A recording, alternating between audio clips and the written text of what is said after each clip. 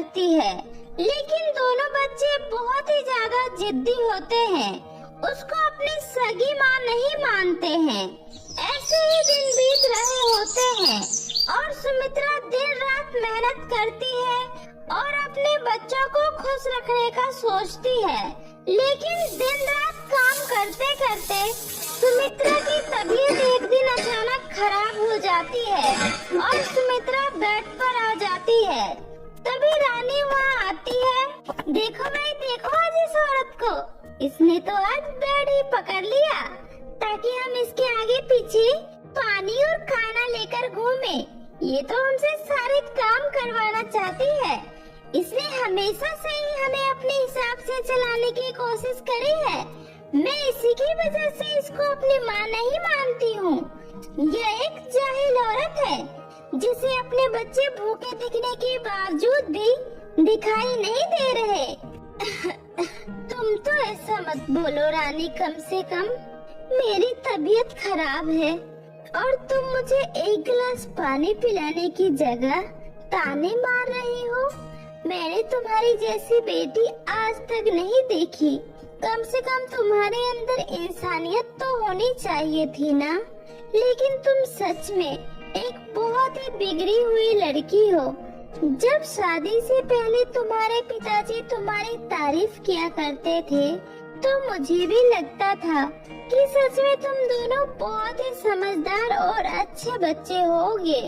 लेकिन तुमने मेरे साथ जो व्यवहार किया है उसके बाद मुझे नहीं लगता कि तुमसे ज्यादा बिगड़ैल बच्चा यहाँ इस दुनिया में और कोई भी होगा। हाँ हाँ तो ठीक है, हम बिगड़ैल ही सही।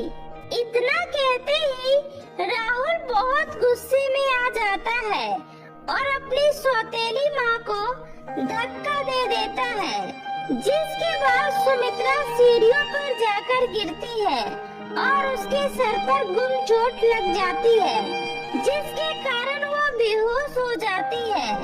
और तभी रानी बहुत ही परेशान हो जाती है और घबराकर कहती है, काश आज हमारी सगी जीवित होती तो आज ये दिन न देखना पड़ता। भले ही मुझे ये सौतेली माँ बिल्कुल भी पसंद नहीं है, लेकिन तुमने बहुत बड़ी गलती कर दी राहुल। तुम्हारी वजह से इनकी जान भी जा सकती थी। हे भगवान, अब आप ही कुछ करो और इन्हें बचा लो। रानी के इतना कहते ही रानी के घर में एक जादुई गुलाबी परी आती है और वो परी कहती है, रानी और राहुल, तुम दोनों इतने परेशान क्यों हो? और ये क्या, तुम्हारे घर में ये औरत ऐसे क्यों गिरी हुई है? इसके सर पर तो गुम चोट लग गई है। तुमने इनके साथ कुछ किया है क्या? परी जी, मेरे भाई से बहुत बड़ी गलती हो गई। ये हमारी सौतेली माँ है और गुस्से में आकर मेरे भाई ने उनको धक्का मार दिया, जिसके बाद इन्हें गुम चोट लग गई और हम इन्हें नापसंद करते हैं, जिसके कारण हमारी बहस चल रही थी और बहस में ही मेरे भाई ने इन्हें गुस्से से धक्का मार दिया।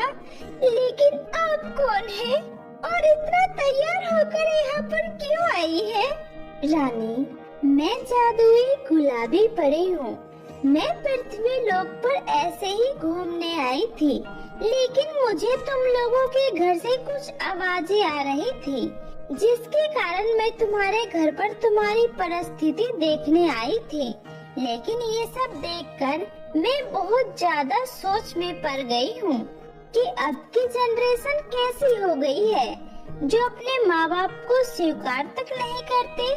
भले ही ये तुम्हारी सौतेली माँ है, लेकिन मैंने जितना अभी तक समझ पाया है, ये तुम्हारे साथ हमेशा अच्छा ही व्यवहार करती थी, लेकिन तुमने इसकी इज्जत नहीं करी और इसे हमेशा ही दुख दिया है। मुझसे गलती हो गई परी जी, प्लीज कुछ करके इन्हें ठीक कर दीजिए और उसके बाद हम इनसे कुछ नहीं कहेंगे।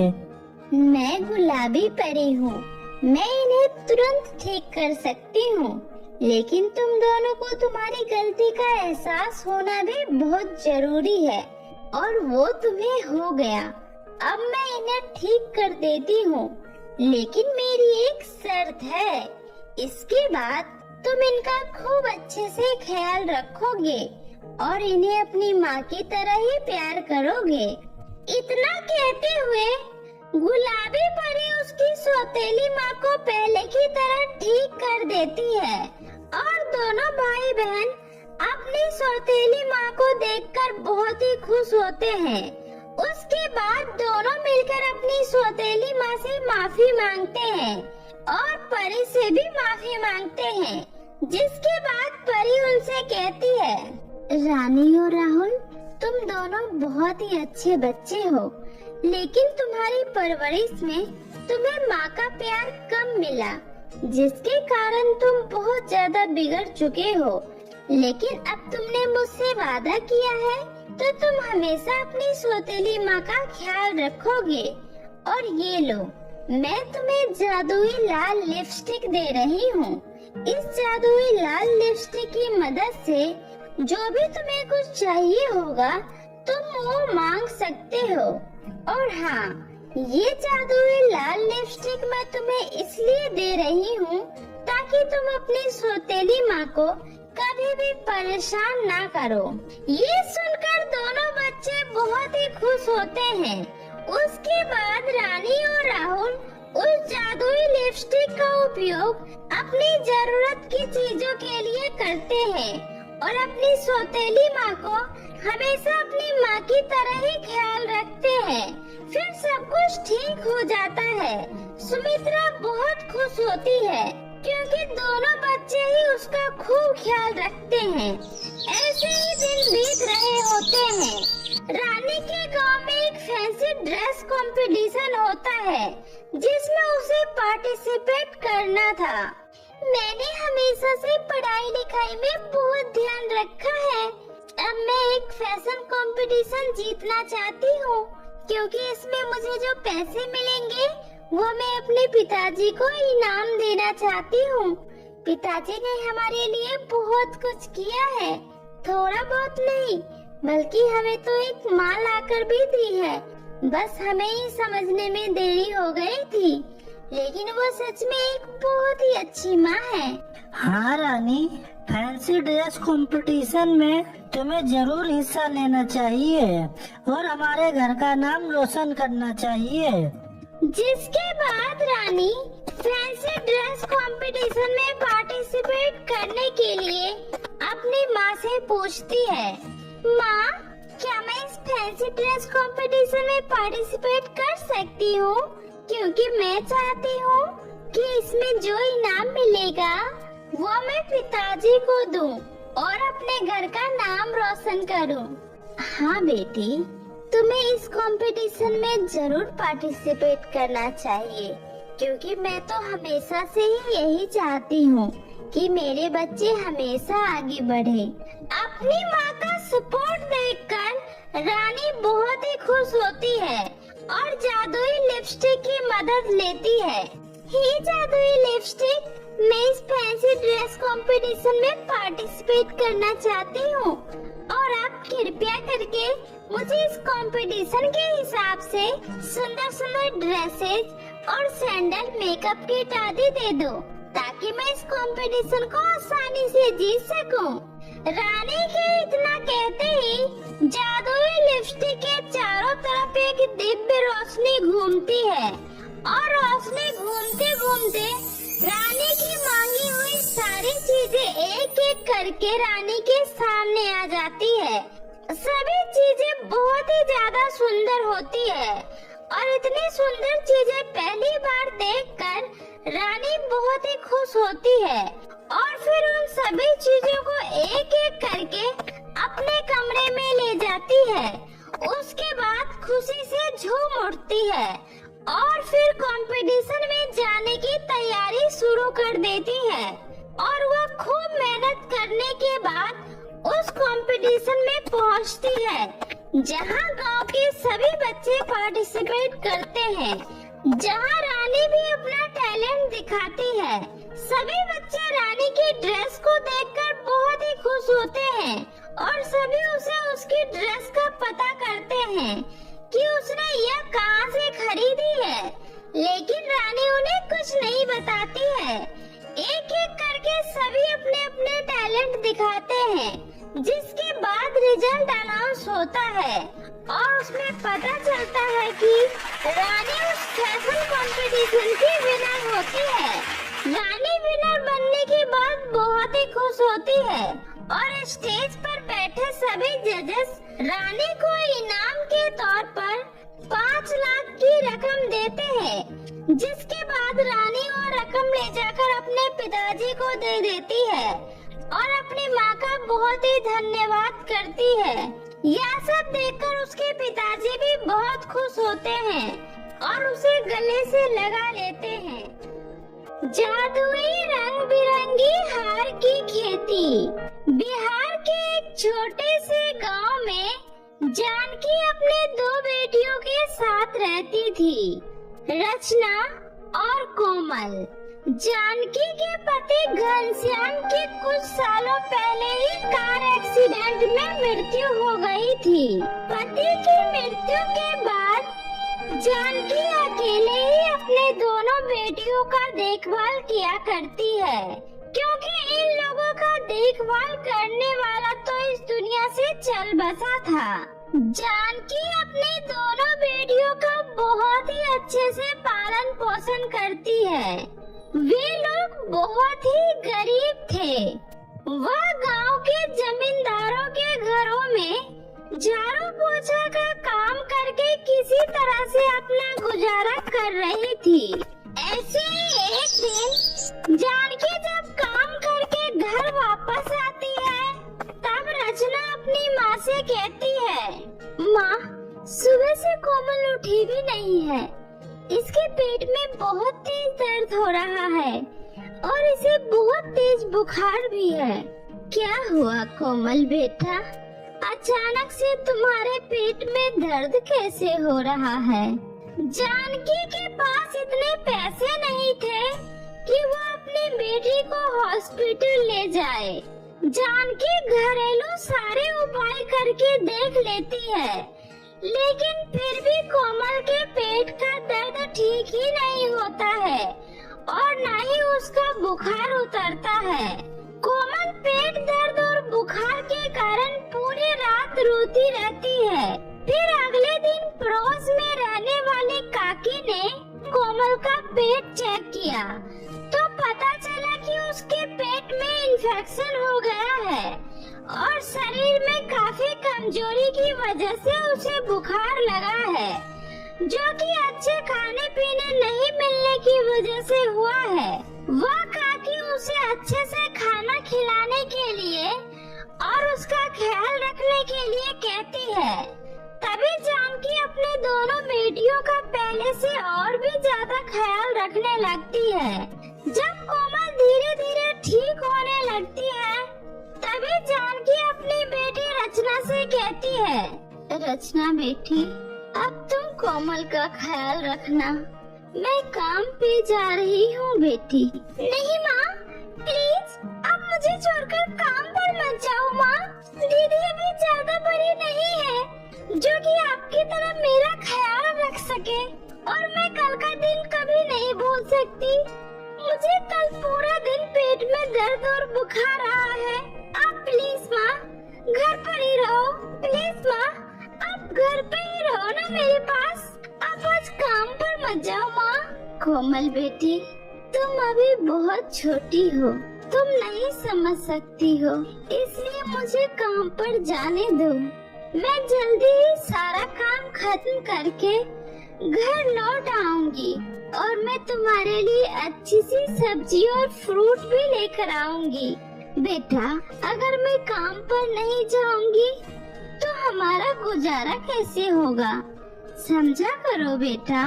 किसी तरह से कोमल को समझा बुझाकर जानकी काम पर निकल जाती है। इधर जानकी की मालकिन जानकी के लेट आने पर उसकी बहुत ही डांट लगाती है। क्यों जानकी?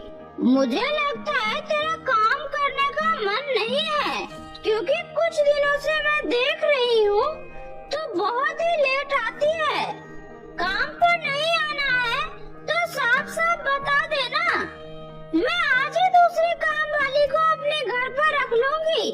नहीं नहीं मालकिन, मेरी बेटी की तबीयत बहुत खराब थी, इसीलिए मैं थोड़ा लेट हो गई हूँ।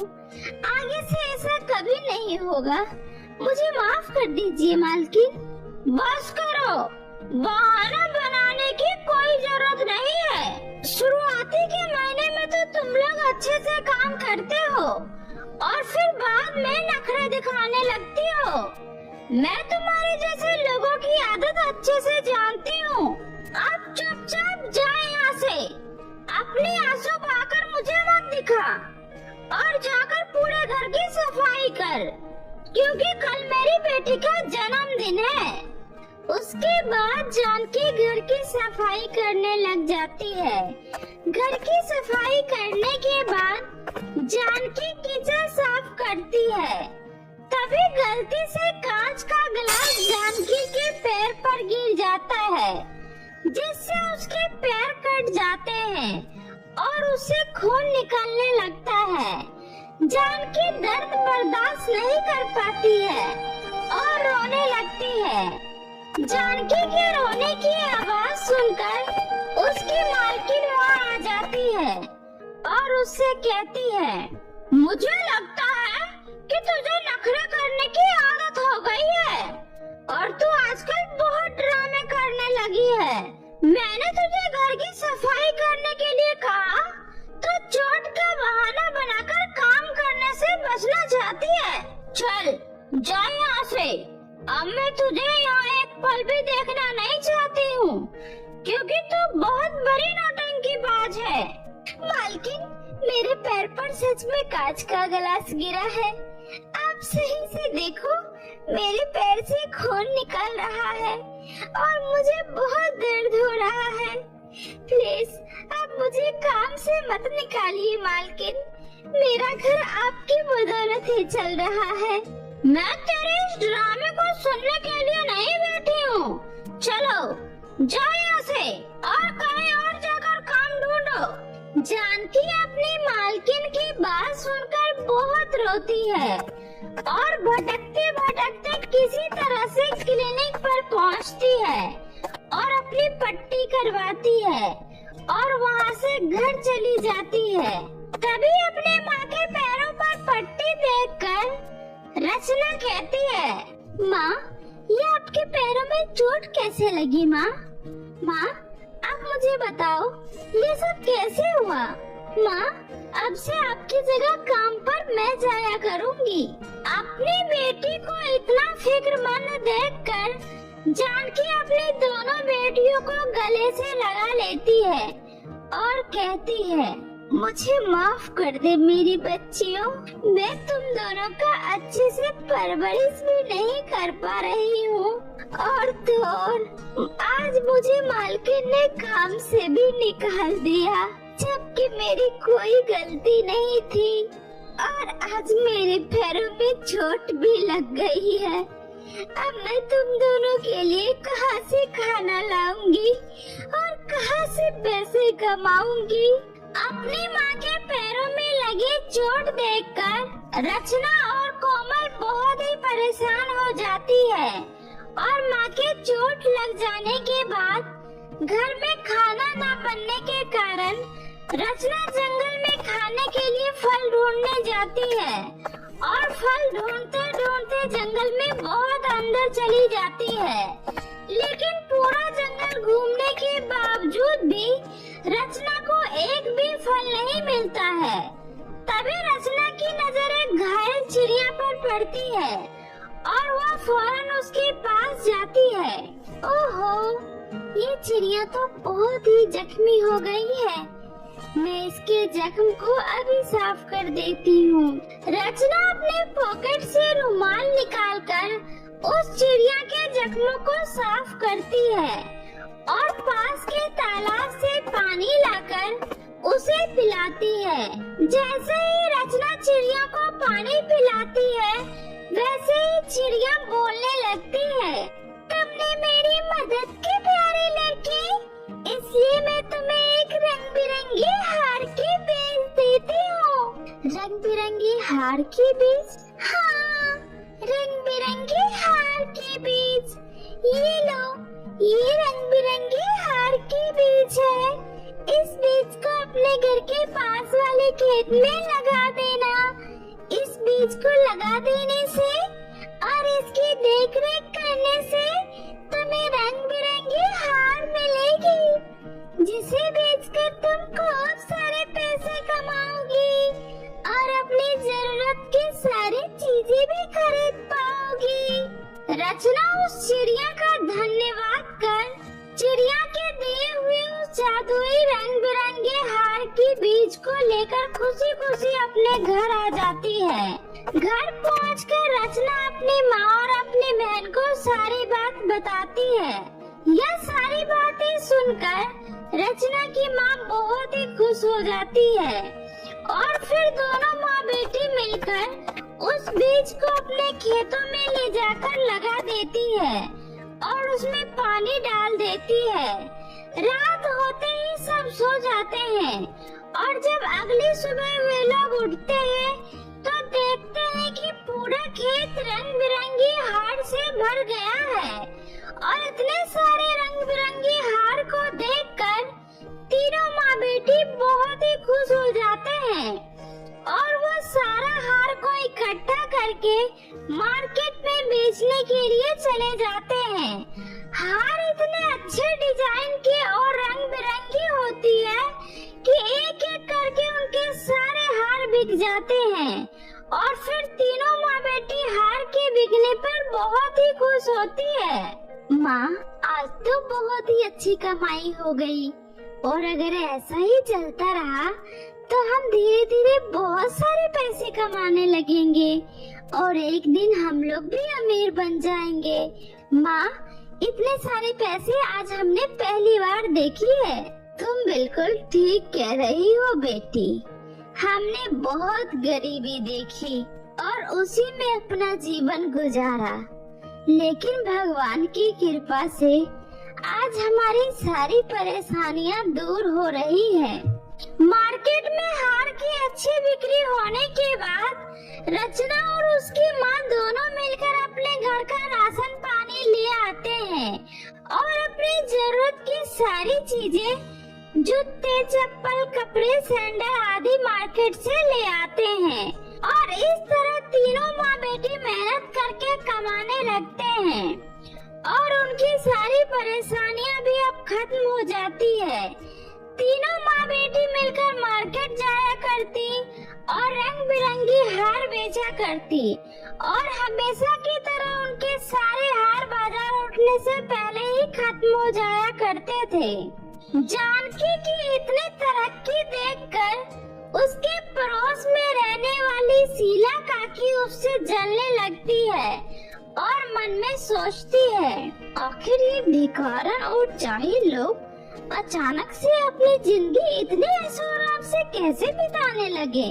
आखिर वे दिन कहाँ गए जब जानकी भागी भागी लोगों के घरों में झाड़ू पोछे का काम करने जाया करती थी। अचानक से इनके पास इतने सुंदर सुंदर और रंग बिरंगे हार कहाँ से आ गए। मुझे तो इस बात का पता लगाना ही होगा ताकि मैं भी इनकी तरह एक दिन हार बेचने लगूं और सुकून की जिंदगी जी सकूं। इतना सोचकर शीला काकी जानकी के घर के पीछे छुप जाती है और जानकी के आने का इंतजार करने लगती है। जैसे ही तीनों माँ बेटी मार्केट से घर आती है तो उन्हें बात करता हुआ सुनती है। रचना बेटी, आज हम इस मुकाम पर आ गए हैं कि हमें किसी भी चीज की कोई कमी नहीं रह गई है और अब हमारी जिंदगी भी ऐशो आराम से कट रही है। बेटा, ये सब कुछ उस रंग बिरंगी जादुई हार के बीजों का ही कमाल है। हाँ माँ, अगर वो रंग बिरंगी हार का बीज मुझे नहीं मिलता तो आज हम वही गरीबी में अपनी जिंदगी गुजार रहे होते। इधर शीला काकी खिड़की से कान लगाकर जानकी और रचना की सारी बातें सुन लेती है और अगले दिन अपने घर के छत पर जाकर देखती है तो देखती है कि जानकी ने अपने रंग बिरंगे जादुई हार के बीज को अपने पास के खेतों में लगा रखा है जहाँ से वो हर रोज हार तोड़कर बाजार में बेचने ले जाया करती है और उसे बेचकर पैसे कमाती है। अच्छा, तो ये बात है। तो यह अमीरी उस रंग बिरंगी जादुई हार से आ रही है। तो क्यों ना मैं इनके खेत को ही बर्बाद कर दूं? न रहेगा बांस, न बजेगी बांसुरी। शीला जलन से एक दिन अपने छत से आग का एक गोला बनाकर जानकी के खेतों में फेंक देती है और बोलती है, अब देखती हूँ कैसे बचता है इनका खेत और कैसे करती है ये रंग बिरंगी जादुई हार की खेती। इतना कहकर शीला अपने छत से छुपकर देखने लगती है कि तभी आग का गोला वापस से उसके छत पर ही आकर गिरता है। अरे, ये आग का गोला तो मैंने उसके खेतों में फेंका था, लेकिन ये वापस मेरे छत पर कैसे आ गया? शीला उस आग को बुझाने की बहुत कोशिश करती है, लेकिन आग का गोला बुझने का नाम ही नहीं लेता है। यह सब देखकर शीला बहुत ही घबरा जाती है और कहती है, मुझे माफ कर दो, मुझसे गलती हो गई। अब मैं कभी भी जानकी के खेत को नुकसान पहुंचाने की कोशिश नहीं करूंगी। मुझे माफ कर दो प्लीज। मैं हाथ जोड़कर आपसे विनती करती हूँ, मुझे माफ कर दो। ठीक है, अगर तूने कभी भी रचना के परिवार को नुकसान पहुंचाने की कोशिश की तो मैं तुम्हें और तुम्हारे घर को जलाकर राख कर दूंगा। ठीक है, मैं माफी मांगती हूँ और मैं कान पकड़ती हूँ। मैं आज के बाद कभी ऐसा नहीं करूँगी। शीला के माफी मांगते ही आग का गोला उसके छत से गायब हो जाता है और वहीं दूसरी तरफ रचना और उसका परिवार अपनी मेहनत और लगन से रोज बाजार जाकर रंग बिरंगी हार बेचा करती थी और अपना घर चलाया करते। इसी तरह तीनों माँ बेटी अपनी जिंदगी में खुशी खुशी रहने लगते हैं। तो मेरे प्यारे दोस्तों, कैसी लगी आपको मेरी ये कहानी? मुझे कमेंट करके जरूर बताएं। कहानी अच्छी लगी हो तो इसे अपने दोस्तों के साथ भी शेयर करें। और हाँ दोस्तों, अगर आपने अब तक मेरे चैनल जादुई टीवी को सब्सक्राइब नहीं किया है तो जल्दी से नीचे लाल बटन दबाकर अभी कर ले। तो मिलते हैं आपसे ऐसे ही फिर किसी नई मजेदार जादुई कहानी के साथ। तब तक अपना ध्यान रखें। बाय बाय दोस्तों।